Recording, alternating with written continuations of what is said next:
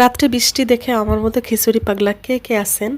আমি আসলে সকালবেলায় খিচুড়ি আর ডিম ভাজি করেছি, কারণ রাত্রে অনেক বৃষ্টি ছিল, সকালেও ফিসফিস করে পড়তেছিল। তো সকালবেলা নাস্তাটা কমপ্লিট করে আমি দুপুরে রান্নাটাও কমপ্লিট করে নিলাম। আসসালামু আলাইকুম, আমি রেখা পারভিন খুলনা থেকে বলছি। কাছে বা দূরে, দেশ বা দেশের বাইরে, যে যেখান থেকে আমার ভিডিওটি দেখছেন, আশা করছি আপনারা সবাই ভালো আছেন। আমরা আলহামদুলিল্লাহ ভালো আছি। অনেকদিন পর আমি একটা বড় ব্লগ ভিডিও নিয়ে আপনাদের মাঝে হাজির হয়েছি। আমি আসলে দুপুরে রান্নাটাই কমপ্লিট করেছি। দুপুরে ছিল মুরগির মাংস আর চিংড়ি মাছ দিয়ে, ডাঁটা দিয়ে আর মিষ্টি কুমড়ো দিয়ে রান্না করেছি। অসম্ভব মজার ছিল খেতে। আসলে আমার মিষ্টি কুমড়া আর ডাঁটা চিংড়ি মাছ অনেক পছন্দ। আর সাথে ছিল ভেন্ডি ভাজি, চিংড়ি মাছ দিয়ে ভেন্ডি ভাজি করছি। অনেকেই ঢেঁড়স বলে, অনেকেই ভেন্ডি বলে, আসলে যে যে নামেই ডাকে। এই যে গরম আর তার ভিতরেই হঠাৎ হঠাৎ বৃষ্টি আসছে, তো এই গরম আর ঠান্ডার ভিতরে মিলে আমার অবস্থা খুব খারাপ। আমার গলাটা এতভাবে বসে গিয়েছে যে আমি আসলে কথাই বলতে পারতেছি না। আমার মতন এরকম অবস্থা কার কার হয়েছে একটু অবশ্যই জানাবেন কমেন্টে। দুপুরে খাওয়া দাওয়ার পরে একটা ঘুম দিয়েছি, তারপর বিকেল টাইমে একটু ঘুরতে বের হয়েছি।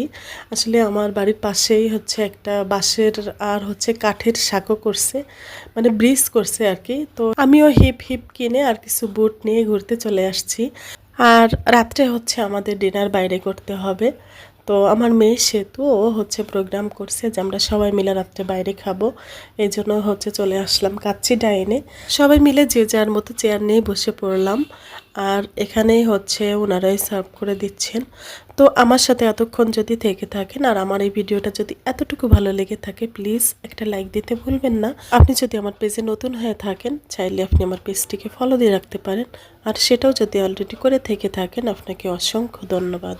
কার কোনটা পছন্দ আমি জানি না, তবে আমার কাছে কিন্তু কাচ্চিটা অনেক ভালো লাগে।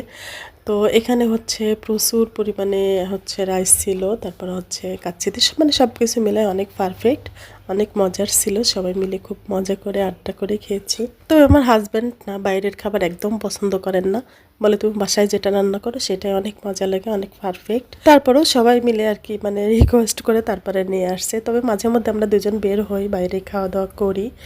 আসলে উনি অতটা পছন্দ করেন না, যতটুকু করেন সেটা আমারই জন্যে। সব সময় না বাসার খাবার খাইতে ভালো লাগে না, একটু মাঝে মাঝে বাইরে খাবার খেতে ইচ্ছা করে। আসলে মাঝে মাঝে যেমন শুনি যে কিসের মাংস দেয় বা এটা সেটার জন্য কিন্তু আসলে বাইরে খাওয়ার রুচিটাই নষ্ট হয়ে যায়। তবে এইসব রেস্টুরেন্টগুলো না একটু পরিষ্কার পরিচ্ছন্ন হয়ে থাকে, যে জন্য খাবার রুচিটা একটু বাড়ে আসলে। তো যাই হোক, খাওয়া দাওয়া শেষ করেই আবার একটু মশলা